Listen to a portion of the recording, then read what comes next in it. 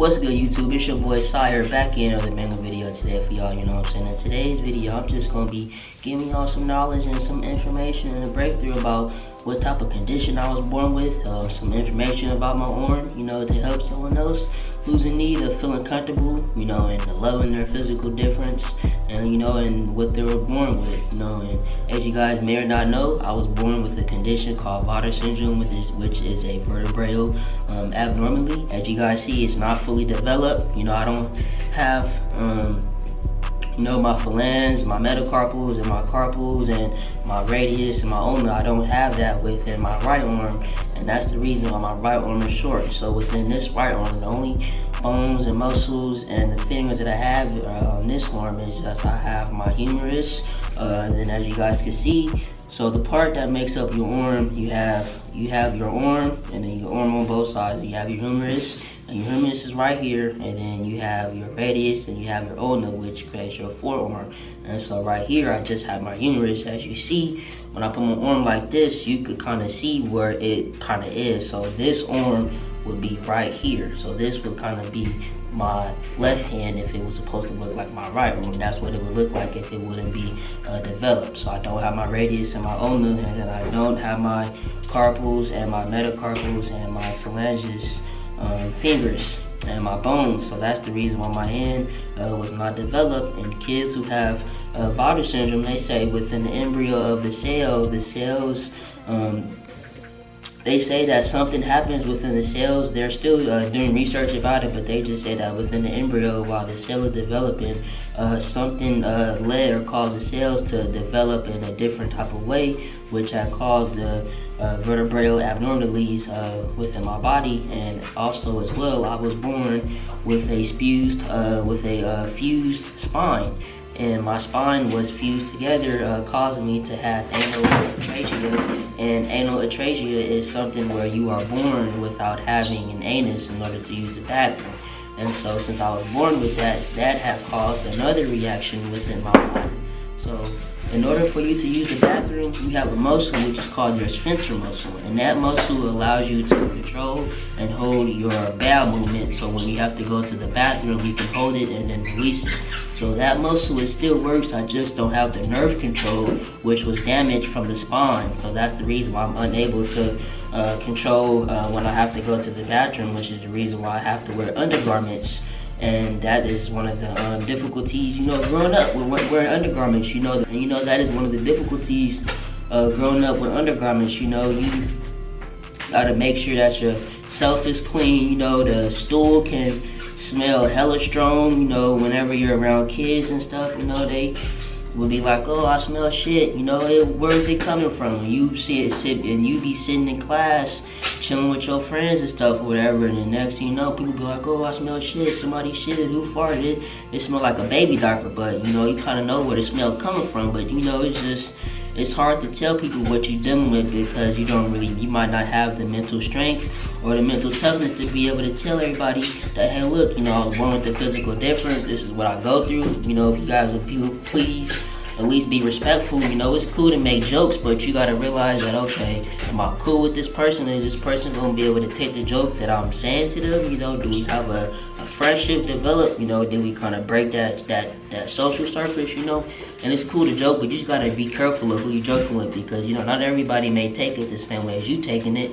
So it can kind of be hard to kind of tell everybody like, hey, look, you know, this is my physical difference. You know, this is what I was born with. You know, if y'all smell shit, you know, I don't mind if y'all feel me say a little jokey joke. You know what I'm saying? But just have your bitch come wipe me. You know what I'm saying? No, I'm just playing, man. But yeah, you know, you can say a little jokey joke.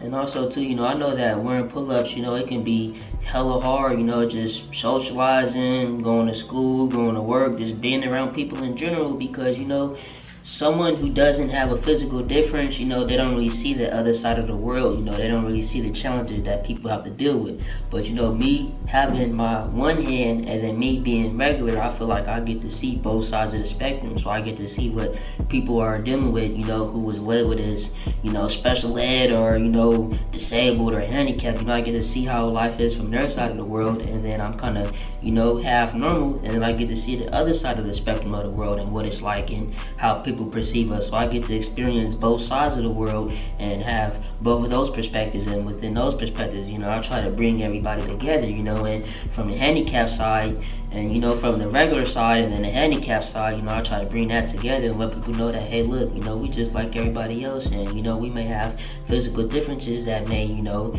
that may affect us in different ways, but, you know, don't treat us no different. You know, you should still respect us, because you never know that one day you might be dealing with the same thing too, and the same kid who you was laughing at about now, you probably in his same shoes now. You be like, damn, man, I ain't never know how I made that dude feel like that, you know, I'm sorry, you know. So I just want to kind of, you know, shed some light and let people know that, hey, look, you know, there's people out here, you know, that do deal with things, and whether they have a handicap that's visible and that's hidden or not, you know, you should just always be mindful and always be respectful of people, because you'll never know what they got going on the side, you know. And me having with my one hand and wearing pull-ups and everything that I encounter, you know, is extremely difficult, you know, socializing and being comfortable around people. But, you know, over time, you know, you understand what works for you, and, you know, whatever you go through creates self-resilience, and, you know, you just learn over time, you know, through trial and error. And then over time, you kind of, you know, you get a grip and get a hang of how things, you know, operate, you know, so then to kind of make it easier for you, you know, with all the right resources and stuff at your fingertips, you know, just to further educate yourself, man. But, you know, I've been in hella positions before where, you know, people done said, oh, what's that smell? Somebody brought a kid to school, all type of shit, man. You know, people, they used to call me E.T., they used to call me alien. You know, I used to eat my school lunch in the bathroom, you know, for 3 years. I used to be fighting on the school bus. You know, I almost got kicked off the school bus. I got suspended like 7, 8 times. You know, my mom had to come to the school. My sister had to come pick me up. You know, I was just dealing with a whole bunch of stuff. But, you know, I finally realized why I had to go through all that, you know, was to let somebody else who's going through the same thing that I went through, to let them know that, hey, you know, everything that you're going through is temporarily. You know, and every crippled road going to eventually become smooth. You know, and I just want to at least, you know, help a kid, you know, who's going through the same thing I'm going through, because, you know, growing up, I never really had nobody who had a physical difference or was handicapped, you know, that was striving in the workforce society, you know, who was doing their shit, who was on their purpose, you know, because 10 times out of 10, when you see somebody who's handicapped, it's, you know, it's for one, it's when they're kind of, you know, the picture is being painted as, oh, look, you know, this person can't provide for themselves, so here's what we're going to do to kind of at least help them, but we ain't going to really provide them with no resources, you know. Or they'll be like, oh, yeah, look at the handicap, but oh, yeah, that nigga retarded, you know what I'm saying? But everybody looking at the nigga like he retarded, but that's really one of the smartest motherfuckers that's in a circle. It's just that people just don't know how to communicate with them, you know, and you'll never know that the kid who you making fun of could be the next fucking millionaire right now who could help you, but you busy trying to, you know what I'm saying, joke and laugh on him instead of trying to understand what he going through. Like, okay, you know, bruh do got his differences that he got going on, but, you know, bruh real cool. You know, that's, you know, bruh real cool nigga. You know, but that's just how society sees people, you know, with handicaps. And I want to shed that light, you know, and let people know that, look, you know, just because you got a physical difference, you know, just it's not gonna limit you. You know, just because you got a physical difference, it don't mean that you can't do nothing. It just means that you gotta find a way to work around it, you know. But that don't mean that you can't do nothing. That don't mean that you any less than nobody. You know, and I got one hand, I'm still doing everything that they said I couldn't do. The only thing that I couldn't do was go to the military. But if I would've went to the military, I'll be the coldest Navy SEAL, nigga. That's a fact. I'll be the coldest Navy SEAL, man. But, you know, so, you know, here I am. You know, I'm working out with the one hand. I'm doing push-ups. You know, I do everything, man. You know, basketball, football, boxing, the YouTube. You know, everything with the one hand, you know, can't nothing stop me, you know, because you just got to have that mindset, you know, you got to believe in your seed, you know. It's like the strongest tree in the forest, you know, the strongest tree in the forest, you know, it has broken tree branches, you know, it has leaves that's constantly falling and being broken, torn off, but it's still standing strong, because you know why? Because it's strong within its roots, it's strong within its seeds, and when you're strong within your seeds, when you're strong within your roots, can't nothing really tear you down. And even if you do have a broken limb, it's gonna grow back, you know. It's just like a tree, you know, and that's just how it is, man. You still gotta stay strong. But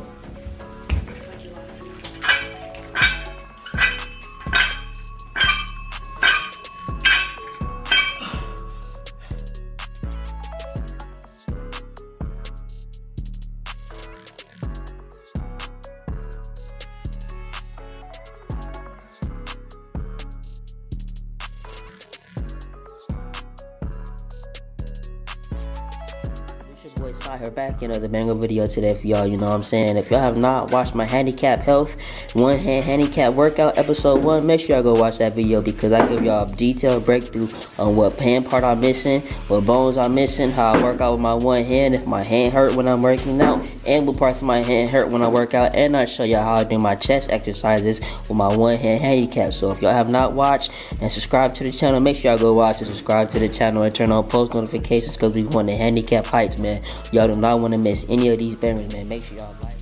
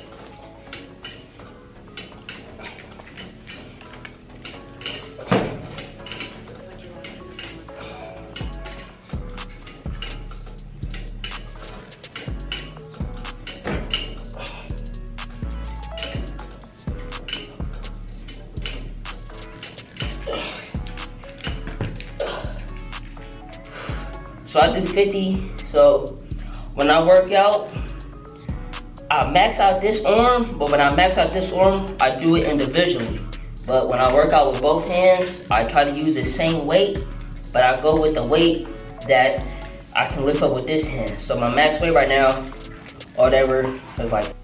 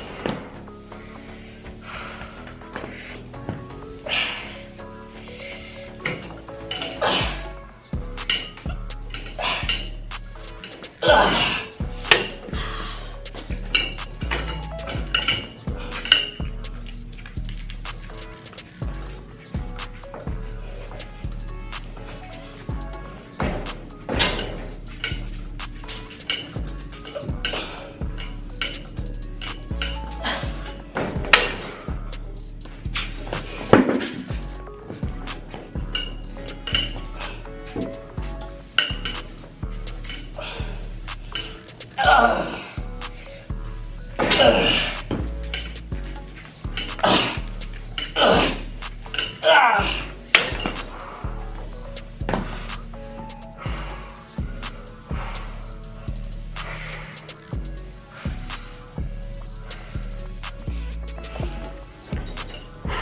y'all. That was a little chest workout. Alright, y'all.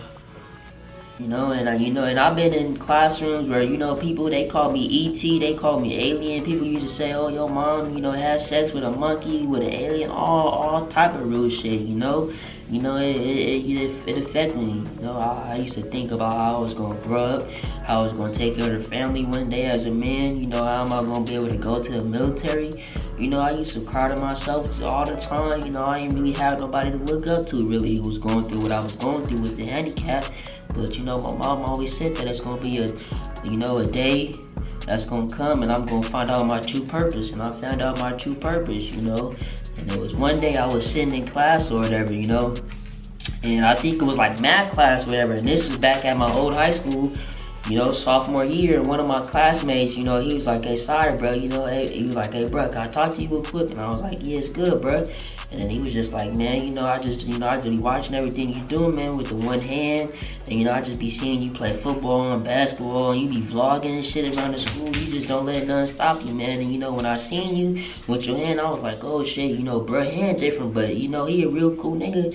And then, and when I seen your hand, and then I looked at my insecurity about my hand, it just made me realize that, what I thought was my insecurity was something so small compared to your difference. And it just gave me a motivation to be me, and it just,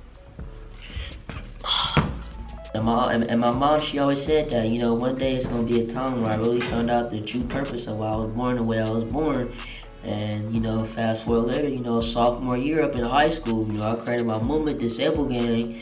Like a couple months later after that, one of my classmates who I had math class with, a couple months later, one of my classmates who I had math class with, he was like, hey, sorry, bro, is it cool if I talk to you real quick after class? I was like, yeah, bro, it's good. And after class, I was like, what's good, bro?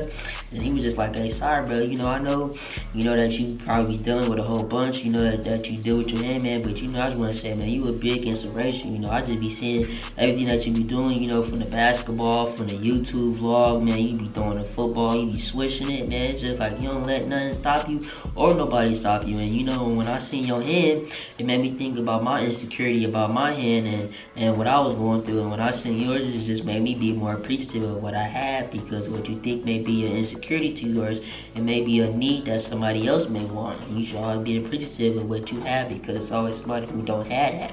And, and I just really needed to see that, and, it really just opened up my eyes to be more appreciative and thankful for my physical.